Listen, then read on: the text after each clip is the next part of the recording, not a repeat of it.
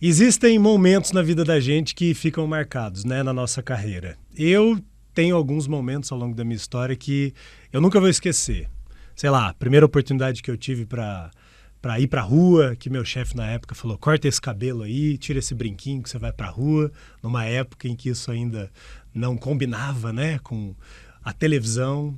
Quando eu fui chamado para ser correspondente internacional, tem momento, foi um momento assim que eu nunca esqueci, ficou marcado. E eu estou neste exato momento vivendo mais um desses instantes que eu nunca vou esquecer, que é poder receber nesse projeto que eu criei com tanto carinho pros jornalistas, um dos maiores jornalistas que o nosso país tem, um dos caras mais premiados e que mais ensina jornalistas no nosso país. Eu estou recebendo ninguém menos que Marcelo Canelas na última pauta. E assim, não consegui nem preparar uma entrada muito assim, porque eu estou emocionado de ter você aqui. A verdade é essa. Obrigado. Imagina. Eu vou derrubar teu lead agora. Nem parece que eu sou... Tu não é meu amigo? Eu ainda posso dizer isso. Nós somos amigos, poxa. Eu ainda posso dizer isso. Virei amigo do meu ídolo. Estou muito feliz. É um prazer estar aqui. Teu. Muito obrigado. Marcelo Canelas, que virou meu amigo, porque eu tive a oportunidade de convidá-lo para fazer parte de um projeto que eu assumi nesse ano de 2024. Marcelo esteve conosco, né, escreveu um roteiro belíssimo para um documentário que a gente está trabalhando. E a gente acabou se aproximando, e aí ele saiu lá de Brasília numa segunda-feira de manhã e veio aqui nos visitar. E Marcelo, apresentar Marcelo Canelas é um pouco desnecessário, mas ele está aqui para nos ensinar sobre jornalismo hoje, mais uma vez, e também para falar de uma transição de carreira, né, Marcelão? Porque você espantou o mercado, né, no ano passado, quando saiu da Globo, e todo mundo falou: pô, Marcelo Canelas saiu da Globo, né? O que será do Fantástico sem Marcelo Canelas? Mas você tinha planos, né? Você estava se preparando para esse momento. Então eu queria começar perguntando sobre isso. Saída da Globo, e assim, foi de sopetão ou você se preparou? O que você esperava desse momento? Eu me preparei muito e eu sabia que isso ia acontecer em algum momento, porque a televisão está se transformando de forma muito rápida, né? E outro dia eu vi uma entrevista do Boni, o José Bonifácio de Oliveira Sobrinho, que é ninguém menos do cara que mudou a história da televisão brasileira. Ele dizendo que quando saiu da TV Globo, ele esperava pelo menos um tapinha nas costas e foi o pé na bunda. Se isso aconteceu com o Boni, por que eu, que sou uma gota minúscula no mar de talentos, que construiu o prestígio da TV Globo ao longo dos anos, não aconteceria, né, comigo? Foi uma demissão repentina? Foi uma assim? demissão, mas assim, é uma relação capital e trabalho, né? Não é uma relação afetiva. Então não existe da minha parte ressentimento nenhum. Pelo contrário, a minha vida profissional toda foi feita praticamente dentro da TV Globo, e devo à TV Globo todas as oportunidades da vida que eu tive. Então, não tem nenhum ressentimento, até porque o Freud diz que o ressentimento é uma espécie de covardia moral, né? Quando a pessoa não tem capacidade de olhar para si, de entender as circunstâncias, né? E querer achar um culpado para o seu sofrimento. Então, isso aí é uma questão que aconteceria em algum momento, né?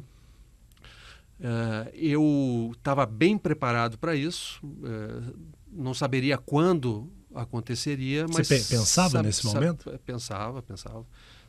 Sabia que aconteceria. E aí é isso. Aí, a partir de uma nova realidade, comecei a pensar no que fazer.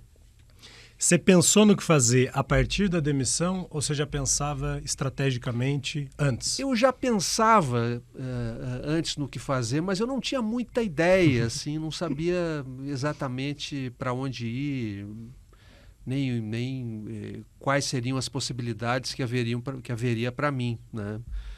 Então era realmente uma situação nova e aquilo, né? A gente tem que aguardar passar o tempo da desorientação, né? Que quando você está numa realidade muito nova, você precisa esperar, refletir e deixar passar, né? Aquela desorientação inicial que acontece para depois decidir para onde ir. E a primeira decisão que eu tomei foi voltar para minha terra, né? Foi voltar para o Rio Grande do Sul. Depois de 37 anos Santa Maria. morando fora do estado, eu resolvi voltar para Santa Maria e é lá onde eu estou. Daqui a pouco a gente vai falar sobre todos os projetos, tem várias perguntas, mas antes queria te presentear. Opa! A gente fez aqui para você um brindezinho. Olha. Natalino. E assim, Muito obrigado. Imagina. Ó, vê se você gosta aí da foto que a gente escolheu, porque foi você que me mandou ela. E esse é o momento que eu estou, inclusive, estreando essa caneca, versão primeira temporada, temporada inaugural da Última Pauta. Ah, que legal. Muito obrigado. Gostou? Gostei. Bacana. Então a gente agora vai dar uma caneca como essa para todos os convidados a partir de agora. Legal. Se você quiser usar aí para tomar sua água, eu vou bom. usar para tomar a minha aqui. Já vou até transferir. Ó, Laricota. Tá aqui, ó. Marcelão, vou tirar aqui. Daqui a pouco eu te devolvo. Ó, que arte mais linda. Essa é a minha. Mostra a sua aí, Marcelo. Foi feita pelo nosso querido diretor de arte, nosso querido Paulinho, que é quem fez, inclusive, toda a identidade visual da Última Pauta.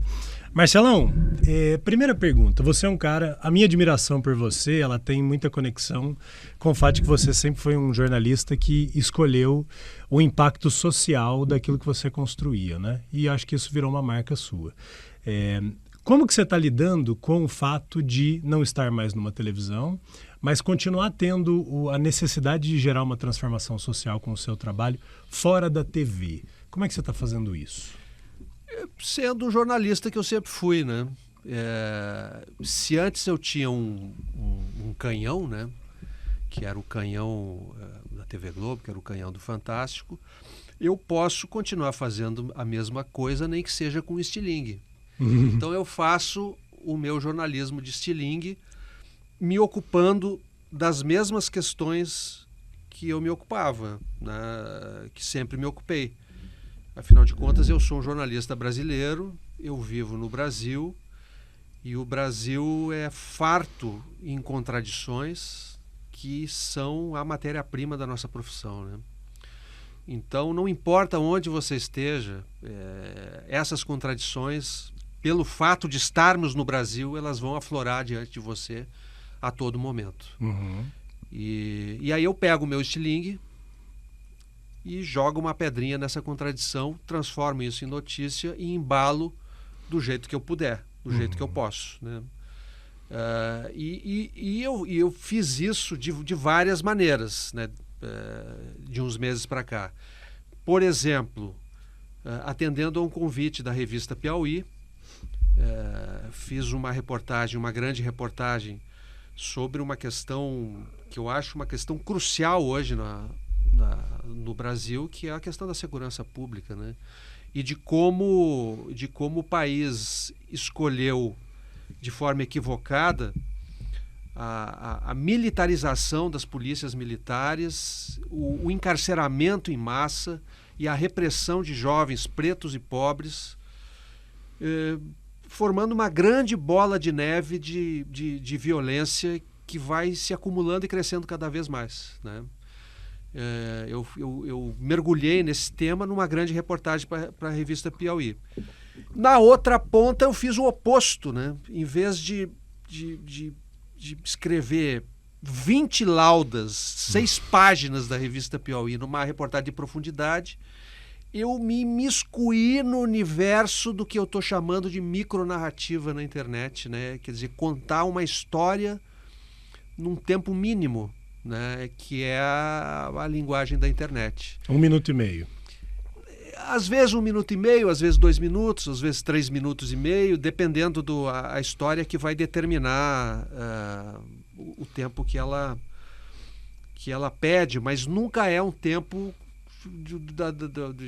da grande reportagem de televisão, que era o que eu estava acostumado a fazer, né? Uhum. É o tempo da internet, que é um novo tempo, que é um novo mundo, Uhum. que é uma nova gramática de fazer jornalismo, né? Uhum. Que tem a ver com essa loucura que é a internet, né? Esse ambiente às vezes fascinante e às vezes extremamente tóxico e violento. Você falou sobre a tiktokização da notícia, né? Então é conseguir vencer um pouco isso, mas ainda assim em pequenos textos. Porque você vê como é que é a linguagem da internet, né? Você nunca tem uma experiência completa, né? O universo que se apresenta nos rios é um universo craquelado, né? Totalmente fragmentado, que vai no ritmo da ansiedade do teu dedinho, né? Que tu vai passando de um vídeo para outro. Você nunca vê um rio inteiro, né? Ou seja, essa falta de uma experiência completa, de início, meio e fim, é uma coisa assustadora. Uhum. E eu acho que isso interfere na maneira das pessoas pensarem, sabe? Passou a ser... se você tem uma experiência que não é completa e que não te traz reflexão, você age por impulso. Então você ama por impulso, você odeia por impulso, você se manifesta por impulso, sem reflexão, né? E acho que o desafio para quem faz jornalismo nesse novo ambiente, né, que é um ambiente muitas vezes tóxico, né? Porque o que dá engajamento, né? Grande parte da massa de conteúdo que dá engajamento tem a ver com a proliferação do ódio, né? Uhum. Aqueles vídeos em que as pessoas mais batem boca, né, e mais se xingam umas às outras são os que dão mais engajamento. No meio desse ambiente de toxicidade, né, em que você não tem um debate público, você tem a imposição de uma voz pelo silenciamento de outra voz, e assim que se estabelece o ambiente tóxico da internet. É nesse ambiente que eu vejo a possibilidade de surgir um novo jornalismo, um jornalismo que seja sintético, mas que seja reflexivo. E aí, a minha grande ambição é fazer com que as pessoas tenham uma experiência completa, ou seja, que as pessoas parem durante 1 minuto e meio e vejam um vídeo do início ao fim, um vídeo com começo, meio e final. A gente fala disso hoje em dia como se fosse um grande desafio, porque né? Um 1 minuto e meio de atenção. É um grande desafio. A minha ambição na rede social hoje, produzindo conteúdo, é que as pessoas tenham uma experiência completa, né? E eu vejo que na pequena experiência que eu tenho, assim, ainda tateando o funcionamento dessa coisa absolutamente nova para mim, é que isso é possível. Eu vejo pelo retorno das pessoas, as pessoas, pelo engajamento dos vídeos que eu faço, de que as pessoas discutem, de que as pessoas assistem até o fim, uhum. de que elas se colocam, de que elas se posicionam e de que há um debate. Uhum. Né? Então eu vejo que é possível. É uma provocação, porque eu acompanho todos os seus materiais lá, das micronarrativas e tudo mais, e aí você traz aqui que você tem tido um bom retorno, né? Então você percebe que as pessoas assistem até o fim, mais de 200 comentários e alguns conteúdos, né? Tenho acompanhado. Você entende que isso é porque você é o Marcelo Canelas, ou você entende que a micronarrativa ela pode ser uma nova forma de nós jornalistas, ainda que não sejamos o Canelas, a gente consiga contar uma história completa? Eu acho que a micronarrativa é a possibilidade de você conseguir prender a atenção das pessoas, né? E não importa muito o que eu tenha feito antes. Quando chega na internet, eu me sinto meio assim como aquele pequeno comerciante que sabe que tem um produto competitivo. Uhum. Mas ele está competindo com muita gente, mas muita gente mesmo. E o ponto dele não é tão bom. O ponto dele é na rua de trás, não é na avenida principal onde todo mundo passa. Então você sabe que o teu produto é bom, passa pouca gente, mas a pessoa que entra, tu tem que convencer que o teu produto é bom, porque aquela pessoa que entra vai começar a falar para outra, que vai falar para outra, que vai falar... Então eu sou ainda aquele pequeno comerciante uhum. que está ali atrás da rua, numa lojinha de esquina, tentando chamar as pessoas para entrar e para conhecer esse produto, que é um produto que eu acho que é competitivo. E eu vejo que está funcionando, né? tem gente entrando. Uhum. Tem gente entrando. Daqui a pouco tem mais gente. Daqui a pouco você passa o ponto para a avenida principal.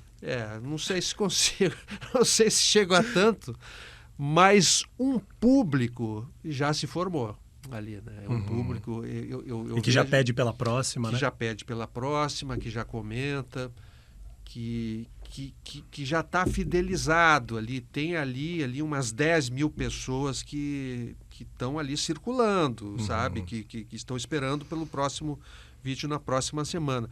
Aonde vai dar isso, não sei. Porque essa também é uma experiência que para mim é uma experimentação, né? Sim. Eu estou tateando, estou de forma absolutamente intuitiva para ver o que vai dar, né? Nem acho que vai ser minha atividade principal, que eu gostaria de realmente fazer, de trabalhar com projetos de documentário. Vamos lá. Vamos imaginar que a gente está formatando a micronarrativa num estilo que você seja capaz de ensinar para as pessoas.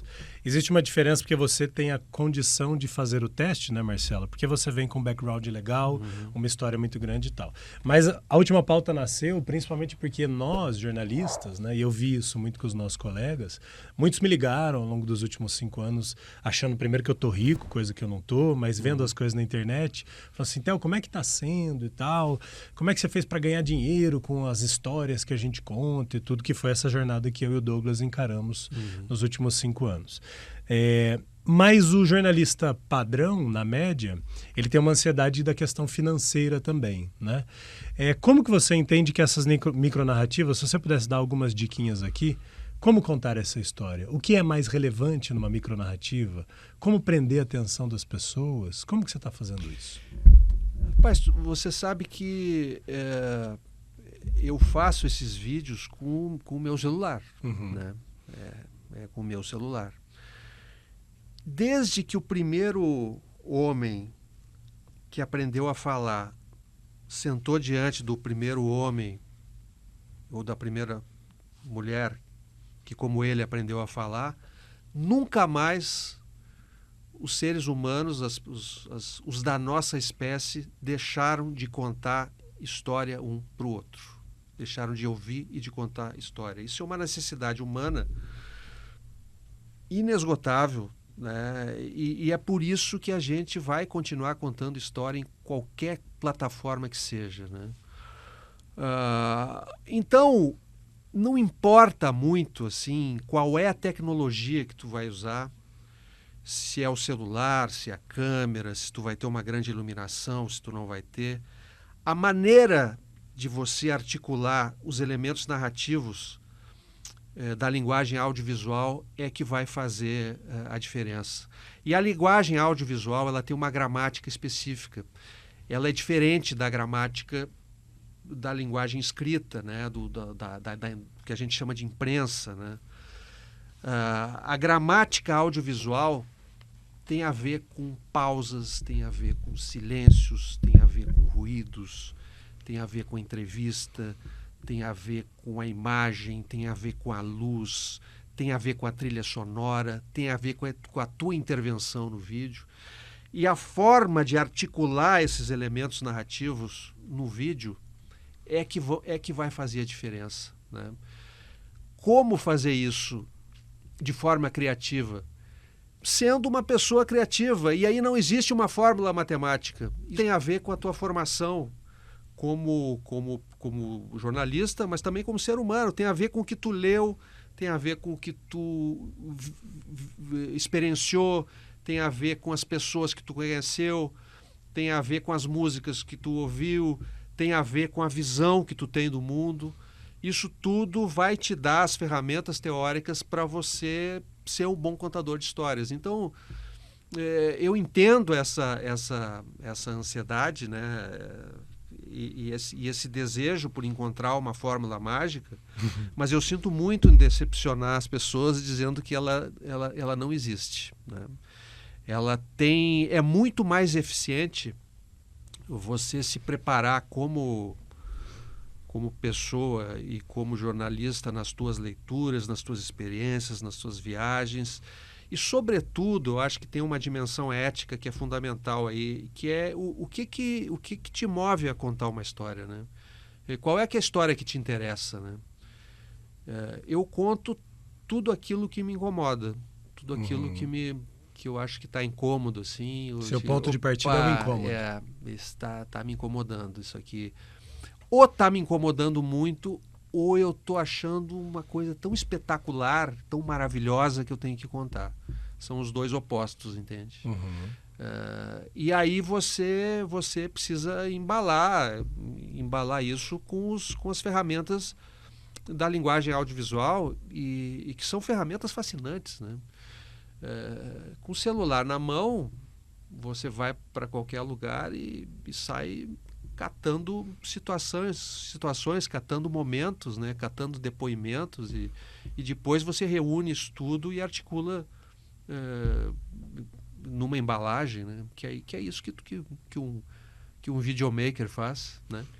Eu, como já acompanho seu trabalho há muitos anos, né?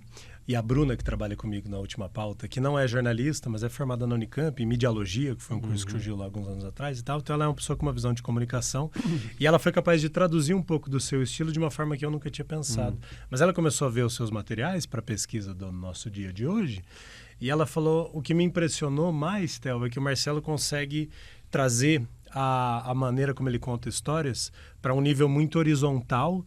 E a gente nunca sabe, eu achei isso muito, muito bacana, nunca sabe quando que termina a fala do entrevistado e começa a fala do Marcelo. É como se fluísse de uma forma única.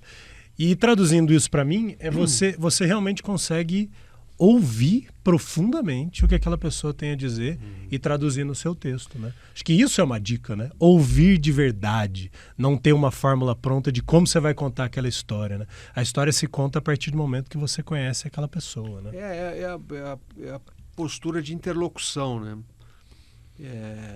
O que é o interlocutor?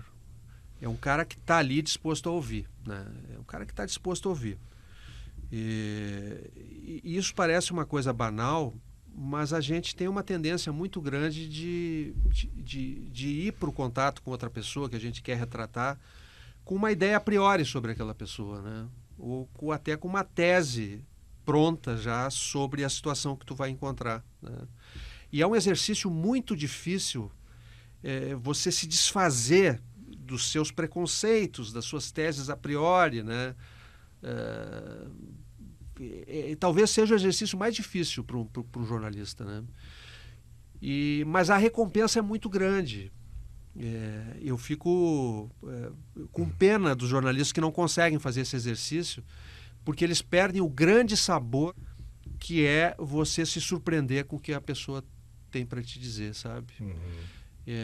Então a surpresa é o grande barato de uma história, né? É quando tu acha que tu vai contar uma coisa e de repente, opa, mas não era nada daquilo que eu estava pensando. É algo totalmente novo, mas muito melhor, muito mais saboroso, né? E a realidade costuma ser assim, né? A realidade costuma ser muito mais generosa e muito mais prolífica, muito mais rica do que aquilo que a gente imagina que ela é na verdade, né? Bom, você me conheceu e eu até acho que você já deve ter percebido isso lá naquele contexto em que nós estávamos ali, do Grupo Aeternum e tudo, porque enquanto a gente falava sobre o roteiro, né, do que a gente estava produzindo lá, eu sempre estava aqui com a minha cabeça pensando em como que a gente ia fazer para, de certa forma, achar uma oportunidade comercial de trazer investidores, etc. E eu estou falando isso porque eu queria a sua análise, Marcelo. A gente está vivendo um movimento, tem acontecido com grandes nomes do jornalismo, né? Galvão Bueno é um deles. Esses dias eu vi o Tino Marcos fazendo uma reportagem no GP Brasil. Ele estava com o microfone da Heineken, ele que também saiu da Globo recentemente, um baita de um contador de história também. Então os jornalistas estão entendendo, a Fernanda Gentil tá agora arrebentando, falamos dela agora há pouco, os jornalistas estão entendendo que eles podem usar essa imagem e suas características para se conectar com marcas. Como é que o Marcelo Canelas tem visto esse movimento? Você se imagina encaixando suas micronarrativas, o seu trabalho num movimento comercial? Você acha possível para um cara que sempre foi tão contestador como você? Eu acho possível, dependendo do que tipo de relação comercial será essa, né? Eu acho muito difícil que uma marca de cerveja tenha algum interesse no que eu faço. Te comova. Eu acho que não. Mas, assim, a publicidade sempre foi uma das fontes de financiamento do jornalismo, né? A gente só tem que encontrar uma maneira de separar as coisas, né? E eu não sei, eu como estou tateando nesse mundo novo, ainda não sei como seria a forma de embalar um patrocínio num vídeo desse, ou numa série de vídeos de micronarrativas. Mas certamente existe e eu acho legítimo. Eu não vejo problema desde que você cerque o espaço da publicidade, né?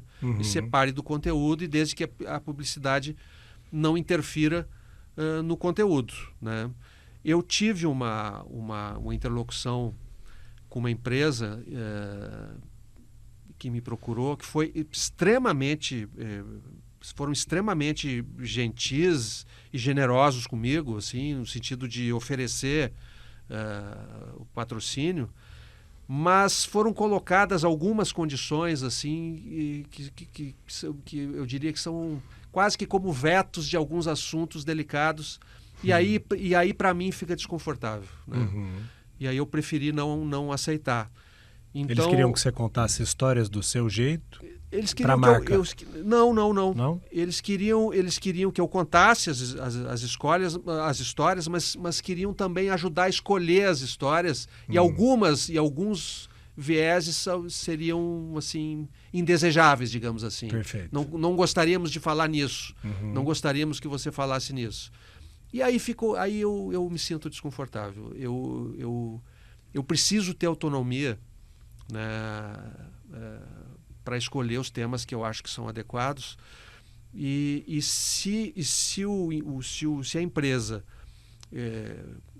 acha que é conveniente vincular a marca dela ao tipo de conteúdo que eu faço, aí tudo bem, né? Tudo bem. Então a dinâmica é assim, se eles se interessarem por esse caminho, não o contrário. Sim, claro. Sim. Perfeito. Eu não gostaria de me adequar a uma demanda, sabe? Eu acho que ficaria desconfortável. Como é que você tem visto o jornalismo atual, Marcelo? Você já deu palestra em faculdade demais da conta, né? Eu, assim, observo que teve muitas mudanças da minha época para agora. Como que você tem visto o jornalismo atual? Bom, eu fui testemunha ocular da transformação tecnológica do jornalismo, né? E, a partir da televisão, por dentro, né? E evidentemente que com o advento da internet houve uma transformação, porque houve uma quebra do monopólio da produção de informação por parte das empresas. A internet democratizou a produção de informação, né? Qualquer pessoa pode produzir informação e fazê-la circular. Isso era uma prerrogativa das grandes empresas. E quando as grandes empresas perdem isso, há também uma quebra de hegemonia, né, de produção de notícia. Esse é o lado bom, né? O lado ruim é que essa quebra de monopólio veio acompanhado com uma fábrica de produção de mentiras nunca vista na história do jornalismo, né? Ao mesmo tempo que a internet democratiza a produção de notícias, de informações, de outro lado, ela potencializa e amplifica a produção de mentiras, né? A ponto de uma fake news se transformar numa ferramenta de ação política, de forma deliberada, né? A mentira hoje virou um instrumento da política de forma absolutamente deliberada, né? Então você aceita, né? Porque depois que a mentira cai, não se paga nenhuma conta por aquilo. Então veja o tamanho do desafio do fazer jornalismo nos dias de hoje, né? De um lado, você não tem mais o monopólio da produção de informação por parte das empresas, né? De outro lado, você tem uma fábrica de mentiras e você não sabe como fazer. O parlamento brasileiro sequer conseguiu fazer uma legislação de regulação, né, das big techs, né? Então é um desafio absolutamente tremendo, assim, que a gente ainda está meio zonzo em relação a isso. Eu ia te fazer uma pergunta anterior, porque assim, você que é jornalista e está nos acompanhando nesse papo com o Marcelo, se você não foi um repórter especial, você provavelmente trabalhou na sua vida toda com televisão. Um motorista, no máximo, e um cinegrafista, né? O Marcelo, imagina, Marcelo, você devia sair aí para fazer matéria com 5, 6 pessoas, né? E de repente você se viu você e um celular. Sim. Mas até dentro da televisão, né? Ao longo dos anos, a primeira equipe de reportagem com quem eu trabalhei dentro da TV Globo tinha um motorista, um iluminador, um operador de áudio, um operador de VT, um cinegrafista e 6 pessoas. Uhum. Né? Agora, sim, tem emissoras pelo Brasil afora que tá só o repórter, né? E um celular. Com o celular, dirigindo o carro e fazendo o indo de Uber para os lugares, né? Então houve uma precarização não só das condições de trabalho, né? Porque a qualidade do produto do audiovisual tem a ver também com a equipe, né, de excelência. Quando Claro. você forma uma equipe de excelência, evidentemente que o resultado é melhor. Eu gostaria de ter um cinegrafista que filmasse muito melhor que eu filmo meia boca, né? Mas existe uma precarização das condições de trabalho, uma precarização dos salários, né? Quer dizer, as empresas estão tendo que se adequar a uma nova realidade de mercado, há um enxugamento das redações, as redações se rejuvenescendo e, ao mesmo tempo, reduzindo os salários. Então, no momento em que o jornalismo mais precisa atuar, porque é um momento de proliferação de mentiras, um momento em que a democracia está sendo ameaçada, o jornalismo está se precarizando, né? Então é uma situação complicada, né? E tem um ponto antagônico, né, nisso, assim, né, que deve gerar pelo menos reflexões, é que porque eu tenho acompanhado lá, e de repente eu vejo que tem alguns estilos que você está trazendo que já eram linguagens suas, tipo aquele zoom bem próximo da face das pessoas para captar as emoções e tal. E de repente alguém vê aquilo e fala, nossa, mas é um material nível Marcelo Canelas mesmo, né? E você está fazendo só com um celular. E ao mesmo tempo você está dizendo nas entrelinhas, infelizmente é o caminho, que a gente não precisa de 5 pessoas. Só que essas 5 pessoas são 5 famílias, são 5 profissionais. Como lidar com isso? Assim? Tem que abraçar, não tem jeito, é o caminho. O que você acha? Olha, isso é uma discussão muito, muito mais ampla, né? Que diz respeito à precarização do trabalho como um todo, né? No Brasil, né? O que aconteceu depois da reforma trabalhista, né? A concepção de direitos, né? A transformação de direitos em serviços que você tem que pagar por eles, né? Isso é uma questão de fundo, né? em que a sociedade brasileira precisa discutir, né? Nós vamos abrir mão dos nossos direitos conquistados ao longo do tempo da legislação trabalhista em nome de uma ideia fatalista de que as coisas são assim porque são? Não sei, me parece que não é um bom caminho.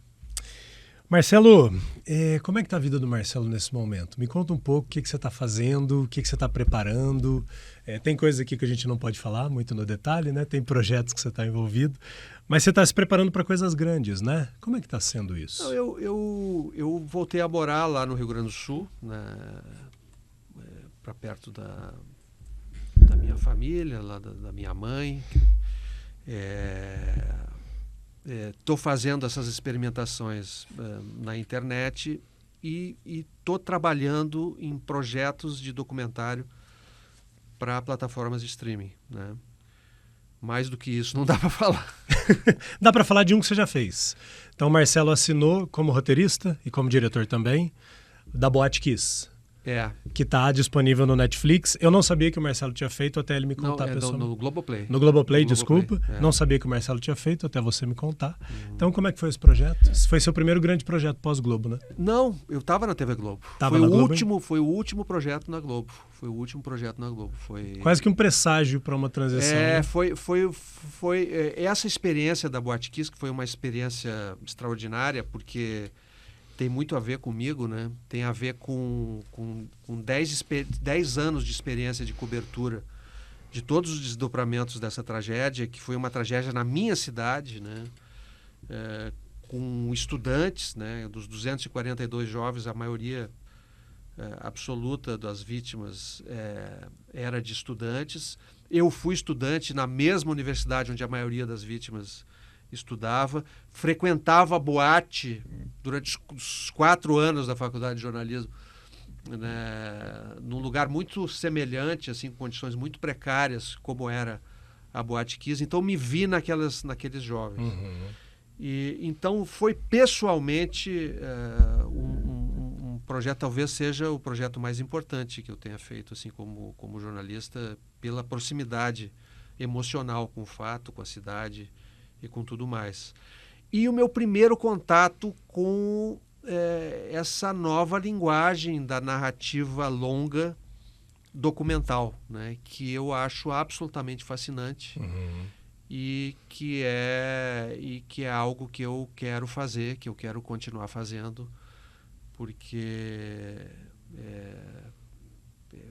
realmente é o que me enche os olhos. Eu assinei como diretor, né? E acompanhei o projeto do início ao fim e foi realmente muito sensacional. Isso é muito legal porque a gente está falando aqui de pequenas narrativas, né? Da necessidade da gente conseguir contar a história ali para competir com essa ansiedade do dedinho, né? Dos feeds. Mas, por outro lado, como a gente vive uma produção de conteúdo on demand hoje em dia, as pessoas assistem o que elas querem, né? Projetos como esse ganham uma importância maior, porque quem está ali é porque realmente está interessado, né? Como é que foram os resultados, assim, números e tudo mais? Quando foi lançado a série documental sobre a Kiss lá no Globoplay, foi a melhor estreia de um documentário na plataforma desde que o Globoplay começou a publicar em 2019, sabe? Conteúdos autorais. Qualquer documentário, assim, qualquer documento. Em 2019 o Globoplay começou a publicar documentários. A Boate Kiss, em janeiro de 2023, foi a melhor estreia e durante muitas semanas esteve, inclusive, no cardápio do Globoplay, em primeiro lugar, superando o Big Brother, para você ver o interesse das pessoas sobre esse tema, sobre esse assunto, e tem a ver com o interesse das pessoas em relação a tragédias, né? Isso é absolutamente ancestral, né? Os gregos descobriram isso, né? Que a tragédia ela é uma espécie de alívio, né? Para as pessoas, quando você consegue contar uma história, você sente uma espécie de alívio, né, diante daquele drama absurdo que tem a ver com a condição humana, né? Sim. E a tragédia da Kiss é uma grande metáfora sobre a condição humana, e eu tenho certeza absoluta que foi por isso que atraiu a atenção de tanta gente. A gente tem um desafio aqui, Marcelo, e é por isso que esse projeto nasceu, de que as pessoas consigam assistir aos episódios e encontrar nas aptidões delas como jornalistas, e a gente sempre fala de várias, né, que nós temos, oportunidades de começar a desenvolver alguma coisa fora dessa conexão obrigatória com a redação tradicional, né? Então a gente fala muito sobre a capacidade do jornalista de fazer um bom networking, porque a gente sabe conversar com todo tipo de gente, a gente tem contato ao longo da carreira com empresários que eventualmente podem se interessar por outro trabalho. Enfim, a capacidade do jornalista de se comunicar, né, que também tem impacto em qualquer mercado. Então eu gostaria de explorar um pouco mais esse lado da direção, né, que você assumiu, e também da questão de roteiro, que eu sei que é outro lado que você hoje está realizando. O que o jornalista, na tua visão, independentemente de qual seja, traz de bacana num olhar, um olhar de jornalista para a direção de um documentário, o olhar de um jornalista para a produção de um roteiro? O que é muito particular nosso? Você sabe que a reportagem ela difere do documentário, né? Uhum. A reportagem, e mesmo a grande reportagem, eu já fiz reportagens de 30 minutos pro Fantástico, sabe? Reportagens que duraram 2 blocos inteiros do programa e tal. E mesmo assim, difere do documentário, porque o documentário ele tem a possibilidade de você lançar um ponto de vista, ou assumir um ponto de vista. Né? Por exemplo, no caso da Boate Kiss, o documentário claramente assumiu o ponto de vista das vítimas. Sim. Né? Era a boate, a história da Boate Kiss contada da perspectiva das vítimas. Né? Por uma escolha sua. Por uma escolha nossa, da equipe. Da equipe. Né? A gente achou que era a maneira correta de contar essa história. No que o jornalismo ajudou? Né? No rigor, sabe? Na checagem, na minúcia, na busca pelo singular, na busca pela especificidade, que são o que dão força para o jornalismo. Né? E eu acho que essa é a contribuição do jornalismo para a linguagem documental. Né? A possibilidade de você mergulhar na minúcia, no singular, e a partir desse singular você esgarça o significado da história para uma questão mais universal, né? Que tem a ver com, no caso da Kiss, com a condição humana. Né? Isso me faz pensar no seguinte, hoje em dia muitos jornalistas usando a própria imagem para defender ou contar histórias ou fazer publicidades de marcas, né? E eu já tive alguém aqui, o Marcelo Albuquerque, seu xará, Marcelo, dizendo que ele entende que essa é uma característica que o jornalista deve trazer, inclusive para as publicidades, porque o público vai ver dessa forma. Quando vê um jornalista ou um influenciador que não é jornalista falando de uma marca, é como se o jornalista trouxesse um pouco mais de credibilidade. Uhum. Eu tenho certeza que as marcas, elas olham dessa forma, naturalmente, elas emprestam essa credibilidade, mas como que o jornalista pode, de repente, ser um influenciador mantendo essa essência? Esse olhar crítico que você acabou de dizer que você trouxe para a direção. Eu tenho muita dificuldade de refletir sobre isso, assim, porque eu tenho muita dificuldade de sair do lugar de repórter, né? Uhum. De sair do lugar do contador de histórias. Eu acho legítima a busca por uma estratégia, no sentido de você dar sustentabilidade para o seu negócio, né? Acho totalmente legítimo. Mas eu, como jornalista, eu sou mais conservador. Eu acredito que aquilo que vai atrair, de fato, o interesse de um patrocinador, digamos assim, que vai dar sustentabilidade para o seu negócio, é a qualidade daquilo que você produz. Né? Uhum. Eu acredito muito nisso. Eu sei, estou sendo assim, conservador, eu sei que existem estratégias diferentes e acho todas legítimas, mas fica muito difícil para eu sair da minha posição de repórter, assim, tentar imaginar estratégias que não são a verdade nua e crua. Que não são da minha, né, do meu elemento, digamos assim, do meu meio ambiente, né? Não são, assim, o que eu tenho para oferecer é a maneira como eu conto a minha história, né? É isso que eu tenho para oferecer, sonhando que apareça patrocinador. Olha o que o Marcelo escreveu aqui. Uma grande história sempre se impõe. A potência do jornalismo está em sua insubmissão e por ser avessa a teses a priori, por refutar ideias pré-concebidas, por não aceitar encilhamento, por ancorar-se na força indomável da vida. A reportagem de prospecção causa tanto desconforto. Eis a missão mais urgente do jornalista num país injusto como o Brasil: incomodar os omissos, causar náuseas nos indiferentes, perturbar os negacionistas, escancarando o que eles gostariam de esconder. Isso aqui é maravilhoso, né? Eu acho que é o nosso papel como jornalista. Primeiro, eu acho que é o papel preponderante num país como o nosso, num país como o Brasil, é estar ao lado de quem sofre, né? Contar histórias solidariamente a dor das pessoas que sofrem. E, de outro lado, de fato incomodar o poder, né? Questionar o poder. E aí não é só o poder executivo, o legislativo ou o judiciário, mas é todo tipo de poder, o poder do dinheiro, o poder da igreja, o poder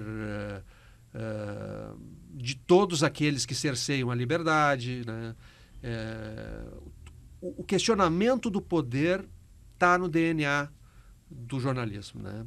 Assim como eu acho que tem que ser o de estar ao lado de quem sofre.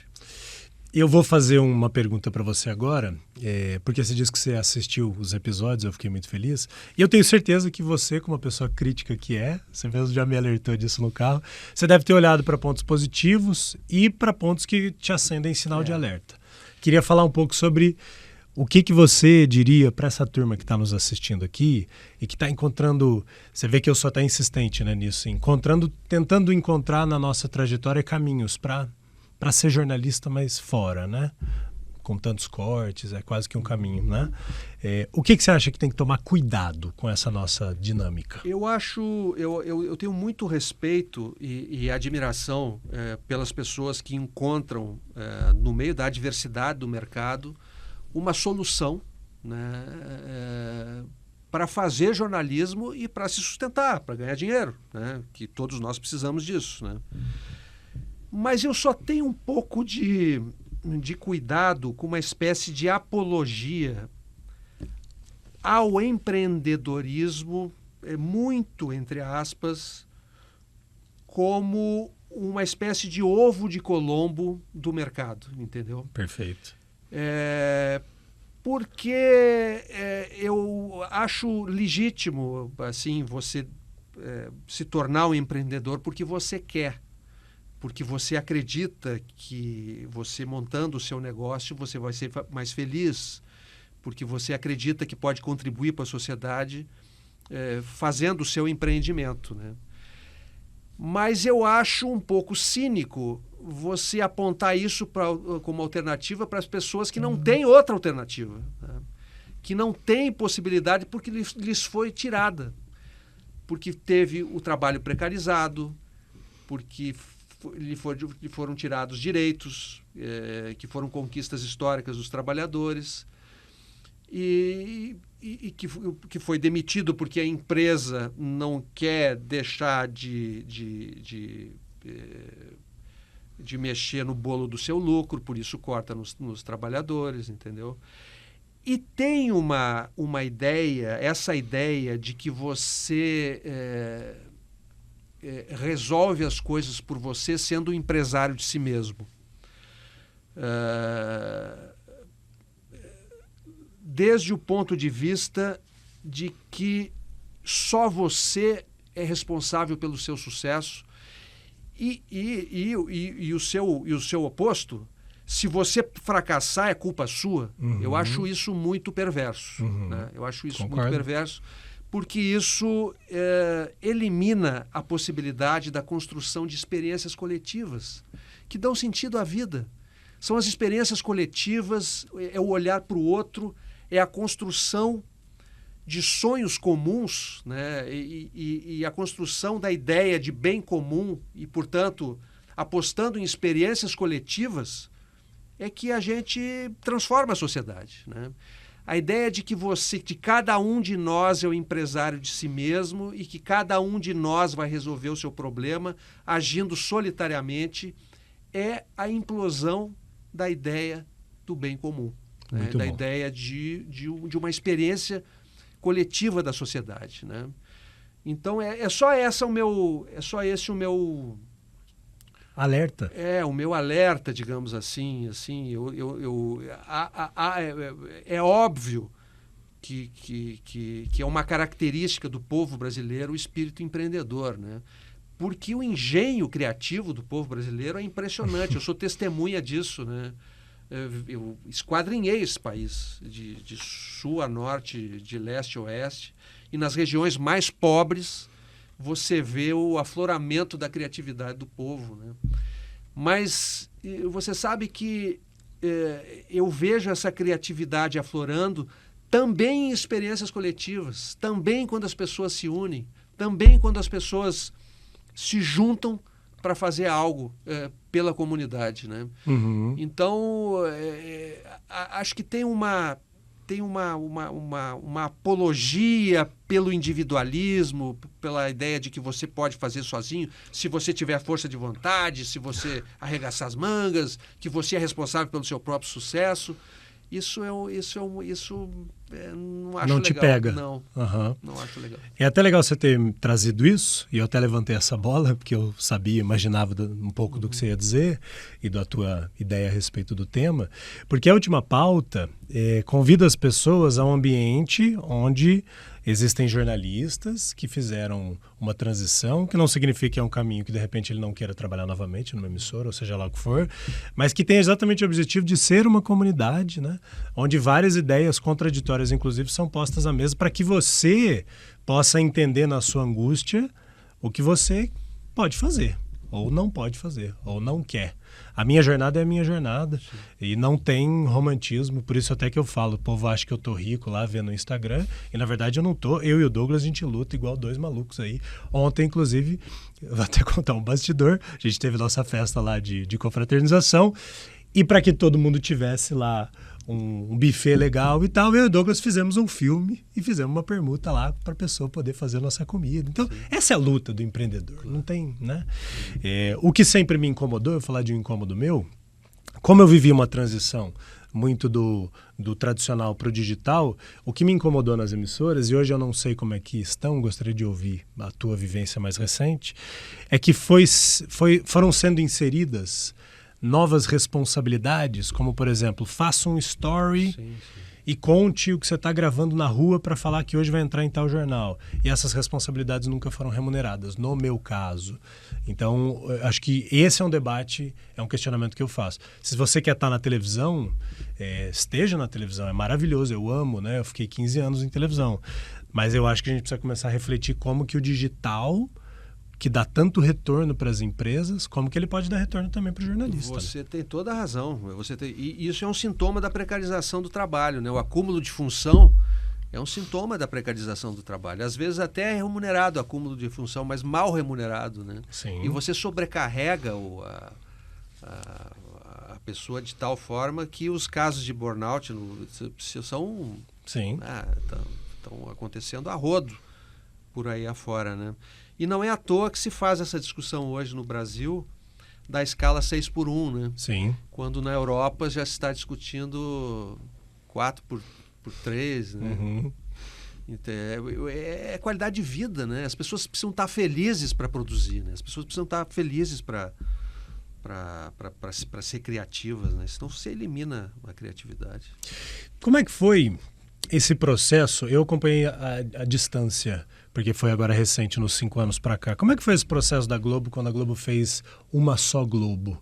Que colocou no mesmo cubo, né, Globo e Globoplay, e começou a misturar as redações e tal. Como é que você viu esse processo internamente? E como é que você enxerga a Rede Globo? Porque eu sou um super fã. Eu fico acompanhando o que a Globo faz, né? A Globo hoje em dia tem lá um perfil que é um perfil só para os influenciadores da Globo. A Globo tem um perfil que é Globo Ads, só para as publicidades. Então a Globo sempre muito ligada no que está rolando. O Globoplay crescendo absurdamente. Como é que você vê essa transição que a Globo está vivendo e o impacto no mercado? A Globo precisou se adaptar a uma nova realidade, né? E não só a Globo, né? A televisão como negócio, ela já não é mais a mesma que era 10 anos atrás, 15 anos atrás, porque a audiência não é mais a mesma que era 10, 15 anos atrás, porque a publicidade não está só mais na televisão como estava 15 anos atrás. a verba publicitária está pulverizada hoje em dia, né? Então a televisão precisou se adequar. Os modelos de negócio precisaram se modificar e tal. Mudou muito a vida dos repórteres que estavam lá na época? Cara, a minha vida mudou pouco, assim, porque como fazia reportagem especial no Fantástico, eu tinha uma situação esdrúxula, sabe? Por quê? Porque eu talvez fosse o único repórter de Brasília que não cobria o dia a dia da política, a rotina do Palácio, a rotina do Congresso. Então já há anos assim eu era um sujeito meio solitário, assim, né? Odiado então, pelos hoje... colegas? Não, tô brincando. Não, eu tô brincando. Sempre. Mas assim, olha lá o Marcelo que não faz a cobertura que a gente faz. Tô zoando. Mas então, assim, essa minha solidão atual, assim, nem é um choque tão grande, assim. Bom, enfim, e também imagino que seja um modelo, né? Um modelo que as grandes empresas não podem mais se dar o luxo de ter. Eu acho que sim. Bom, enfim, deixa eu fazer um jabazinho aqui, Marcelo, porque você que está assistindo a Última Pauta, a gente está no YouTube, a gente está no Spotify, a gente está nas plataformas de áudio todas, né? E estamos também no TikTok, no Instagram, com essas pílulas. Então, se você é jornalista e quer abrir um pouco mais a sua cabeça para entender como é que são essas aventuras, de Marcelo Canelas até o Taveira, Fernanda Arcanjo e todo mundo que passa por aqui. O que a gente está fazendo na nossa transição? Seja muito bem-vindo, compartilhe esses materiais aqui, porque o nosso grande objetivo, como o próprio Marcelo defende aqui, é que a gente seja um grande coletivo de jornalistas para debater aqui no universo digital tudo que a gente está enfrentando, nossos desafios, as coisas boas, as coisas ruins e tudo que o empreendedorismo no jornalismo traz. O que você achou do projeto, Marcelo? Rapaz, eu acho assim a possibilidade de você refletir sobre o fazer jornalismo num novo ambiente, como você está dizendo, uma comunidade, né, de múltiplas experiências, é absolutamente enriquecedor. Eu faço votos aí de muito sucesso para a Última Pauta. Espero ver a próxima temporada de 2025. Marcelo Canelas está encerrando a primeira temporada, e aí eu vou pegar o rostinho dele e colocar lá no meu portfólio, porque o ano que vem a gente quer trazer jornalistas cada vez mais relevantes, todos são relevantes, mas que têm esses nomes nacionais e que também estão fazendo essas transições. Gostaria de saber um pouco como você tem visto jornadas de colegas. E o que você aprende nessas jornadas? Vou citar alguns aqui que são cases, né, que eu estou sempre vendo. Então, Carlos Tramontina, que hoje manteve, né, a postura, aquele respeito, né, e está lá fazendo um quadro dentro do Flow que chama Tramonta News, entrevista pessoas e tal, totalmente digital. E está aí arrebentando, é um grande exemplo. O próprio Tino está começando a se aventurar. Galvão Bueno está se dando muito bem lá no GB, no canal GB. Então hoje ele já pode fazer aquele jeitão dele, tá cheio de marca envolvida, então também está numa jornada nova.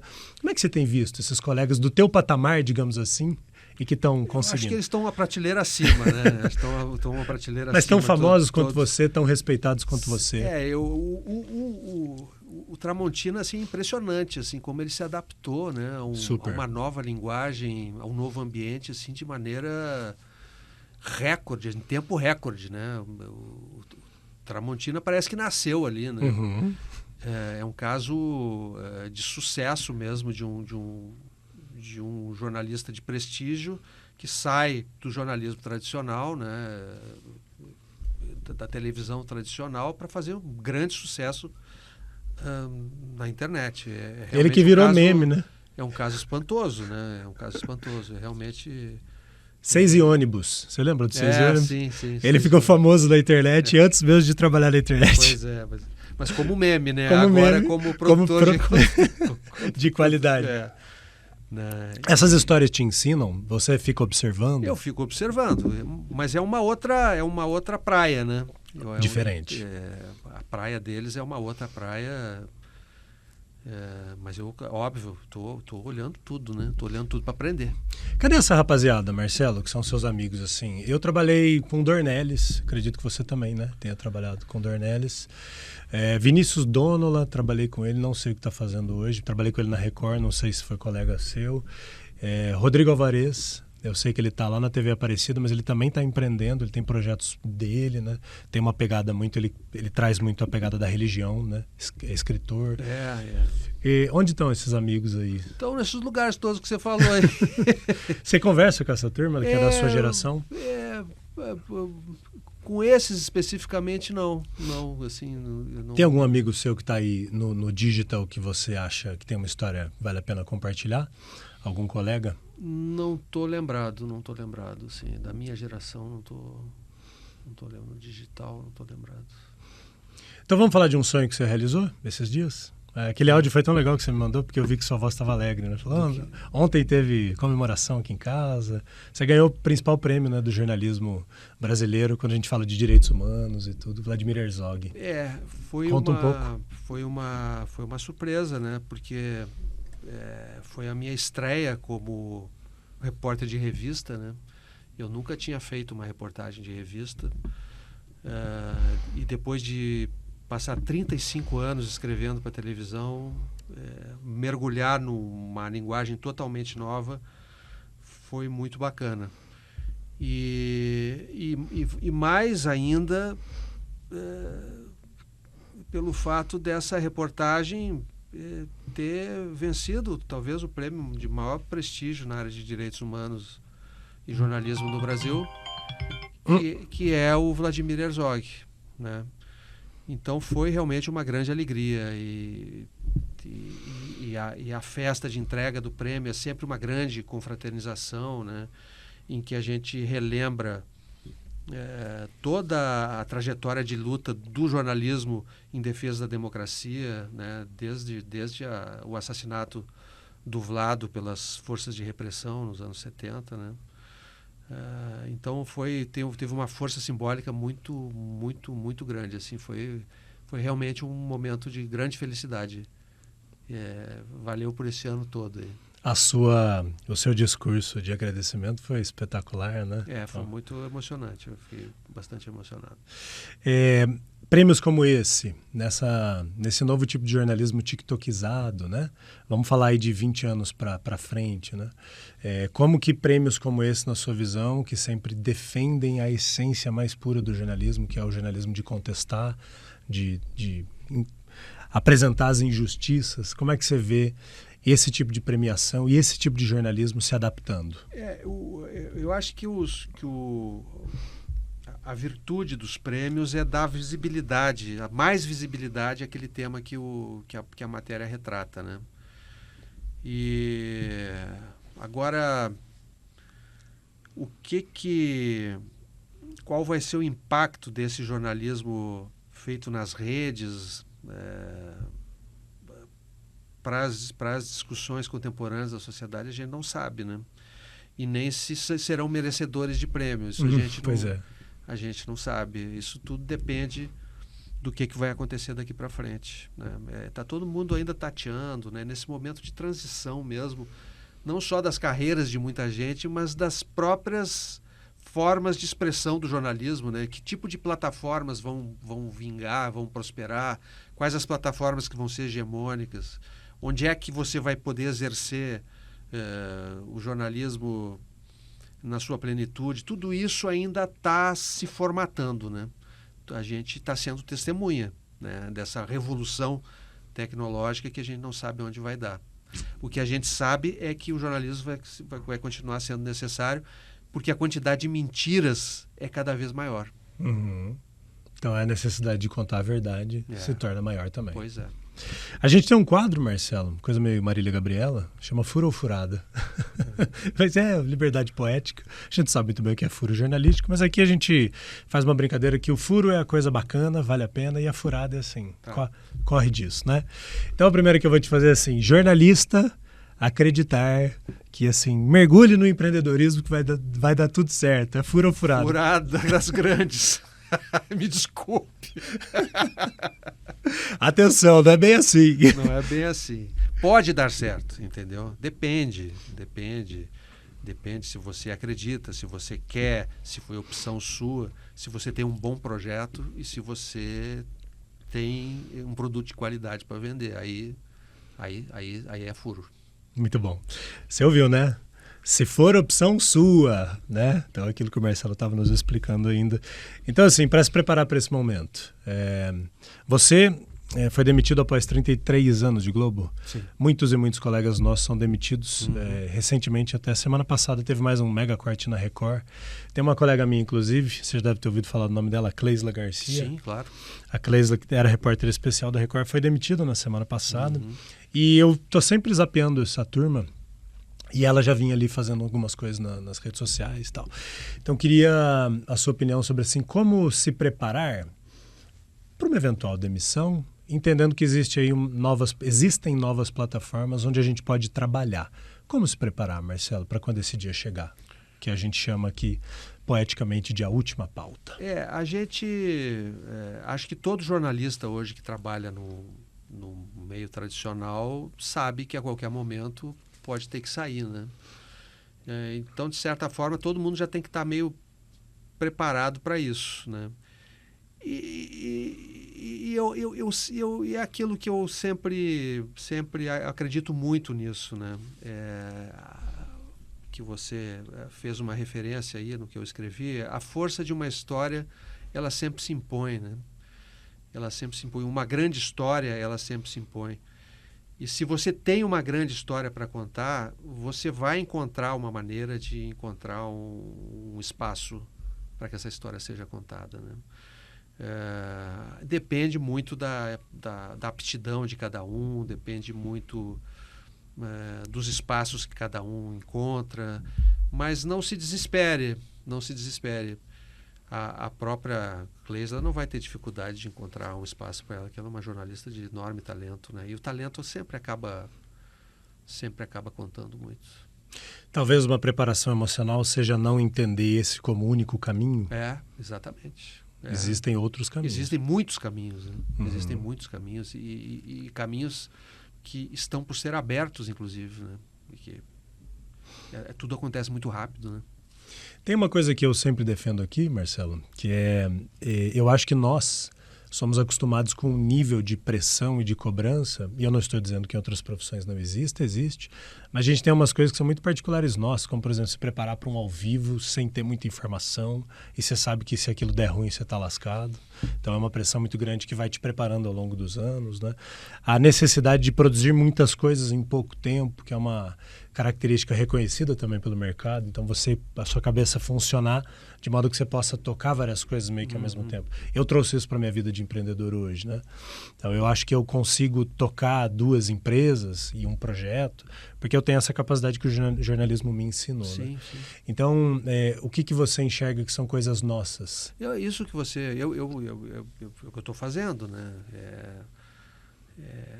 Meio que buscando em caixas diferentes, né? Porque até a maneira de pensar as coisas é completamente diferente, né? Quando você trabalha com micronarrativa, a tua maneira de pensar, de articular o discurso é um. Quando você trabalha num projeto de documentário, muda radicalmente, você tem que mudar uma chave. Mas eu acho que isso o jornalismo te dá, né? É uma ferramenta que o jornalismo te dá, sim, você tem razão. Vamos lá, furo ou furada. Em tempos de TikTok, é possível contar uma boa história em 1 minuto e meio? É possível. É furo? É furo, é possível. É possível. Você tem um desafio de disputar atenção com o próximo vídeo que está ali embaixo, né? Embaixo do dedinho tem um outro vídeo ali. Pode ter alguém de biquíni ou de sunga. Pode ter. Pode ter de tudo.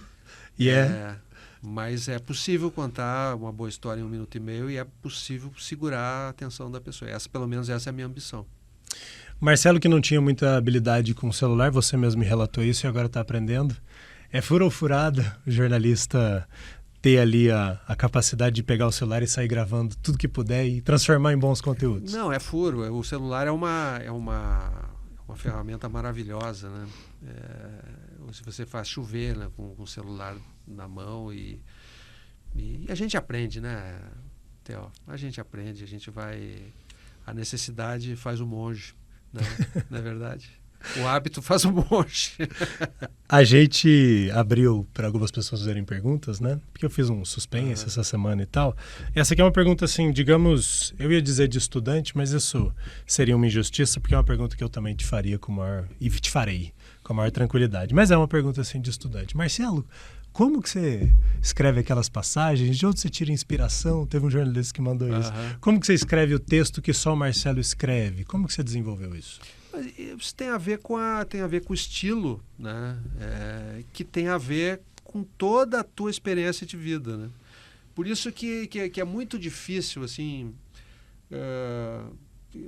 Eu já pensei em talvez formatar uma espécie de curso mas eu me sinto meio impostor, porque depende tanto, mas tanto da experiência o singular de cada pessoa, né? De onde você vem, como é que é a tua família, quem são os teus amigos, o que tu já leu, que tipo de música tu gosta, qual que é o teu sonho, sabe? Isso tudo vai formando o teu estilo, né? Especialmente a leitura, né? Claro. Especialmente a leitura. A leitura é a grande base de formatação retórica do teu discurso, né? E por isso que me preocupa tanto o que o celular está fazendo com as crianças, né? Outro dia eu ouvi uma psicóloga falar que o lugar mais perigoso que uma criança desacompanhada pode estar hoje em dia é diante de um celular. Porque ali tem tudo, né? Tem pedofilia, tem violência, e tem a vida craquelada nesses fragmentos, né? Essa história de você não viver uma experiência completa que só a leitura te dá. Que é a leitura de um romance, que é a leitura de uma crônica, que é a leitura que os livros te dão, né? Então, fundamentalmente vem daí. Você falou sobre a coisa de se sentir impostor. Eu entendo perfeitamente o que você está dizendo, porque, de certa forma, você acredita que você não vai conseguir fazer com que as pessoas escrevam como você. Mas você já reparou, e eu tenho certeza que se você refletir, talvez você se lembre de algumas coisas, como tem pequenas coisas que você faz como entrevistador, que você consegue captar uma coisa especial. Vou dar um exemplo. Nós, quando vamos gravar, nós da Like You, eu e o Douglas somos jornalistas e tal, e o time todo já entrou nessa mesma ideia. A gente tem uma coisa muito de conversar com o entrevistado, porque as pessoas tendem a ficar muito tensas, né? Então, uma conversa simples que a gente faz. Tudo bom? Como é que você tá? Senta aqui, que esse negócio assim não é tão sério quanto você está imaginando. Sim. Isso aqui vai ser editado, vai ser só o melhor. E eu percebo no rosto das pessoas um pouco da tensão indo embora. Isso é uma técnica, né? Ensinável. As entrevistas são melhores. Você acha que se espremesse o Marcelo... Essas técnicas ajudam, né? Mas tem muita coisa assim, que você teria para ensinar, você acredita ou mais ou menos? Não, eu acho que pode, assim, com base na experiência, tem várias dicas assim, que são possíveis de se dar, mas ao fim e ao cabo, o que vai contar mesmo é a tua história pessoal, entendeu? Com certeza. É a tua história pessoal.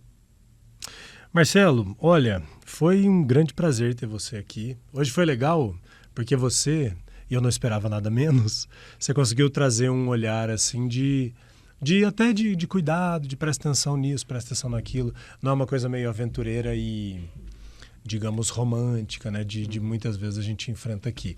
Não que eu tenha tido convidados que não tenham também falado sobre as grandes dificuldades que se enfrentam, né?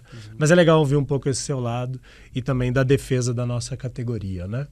Então, assim, para a gente terminar, lembre-se que o nosso público é um público de jornalistas e que estão aqui para ouvir histórias de jornalistas, mas também para se sentirem motivados e encorajados a perceber que tem muitas capacidades, muito poder, né? Muitas aptidões que o mercado, independentemente de qual seja, vai abraçar. O que você tem a dizer para essa turma? Bom, primeiro eu quero me desculpar porque eu sou muito melhor entrevistador, posso te garantir, do que entrevistado. O que é isso? O que é isso? Desculpa. Mas, assim, eu acho que é natural que a gente fique preocupado assim numa situação de desconforto, né? Numa situação de grande mudança da vida, que você estava acostumado com uma ordem das coisas e que de repente essa ordem acaba, né? E que você tem que se adequar a uma ordem totalmente nova. Mas é impressionante, né, como você se dá conta de que o novo pode ser algo absolutamente fascinante, né? De como o desafio de experimentação da vida, né, te torna de fato vivo, né? E viver é isso, né? Viver é isso. Viver é estar o tempo todo desafiado e buscar enfrentar as tormentas da vida com a ajuda dos outros, né? Por isso que eu insisto na ideia das experiências coletivas. E esse podcast é uma experiência coletiva, né? É um momento em que um bando de jornalistas para um pouquinho para discutir, para falar sobre si e sobre a profissão e sobre os desafios da profissão. É uma experiência coletiva importante e a gente tem que saber o seguinte, né? No fim das contas, é o talento que prevalece, né? Então, a gente tem que acreditar nisso aí. Com vocês, Marcelo Canelas, dando uma entrevista linda aqui. Muito obrigado, Marcelo. Marcelo veio lá de Brasília para estar aqui com a gente. Nós estamos em Goiânia. Ano que vem a nossa segunda temporada vai ter mais episódios gravados em São Paulo. Mas eu consegui que o Marcelo Canelas viesse aqui, ganhasse um brindezinho aí muito personalizado. E agora vamos almoçar, né, Marcelo? Porque também veio para isso, né? Bora lá. Muito obrigado. Obrigado a você. Adorei as histórias, adorei as experiências e adorei também as chamadas de atenção, que são importantíssimas para o nosso momento de crescimento. A última pauta é podcast, é videocast. A gente está no YouTube com os episódios completos, no Spotify também, nas outras plataformas de áudio da sua preferência. E a gente tem os cortes, né? Aqueles momentos ali de 1 minutinho em que você vai poder, nas redes sociais da última pauta, pegar um pouquinho do que o nosso entrevistado traz para depois assistir os episódios completos. Foi um prazer ter você aqui, jornalista, nesse grande e marcante episódio que encerra a primeira temporada da Última Pauta. A gente volta no ano que vem, a partir de fevereiro, já com novidades e a segunda temporada dessa comunidade que está crescendo. A gente está chegando em 4.000 pessoas só em 4 meses. Isso me deixa muito feliz, está crescendo rápido, então, porque os jornalistas realmente estão buscando um pouco desse ar, né? De poder respirar novas ideias. A gente se vê, até a próxima e feliz ano novo para vocês. Tchau.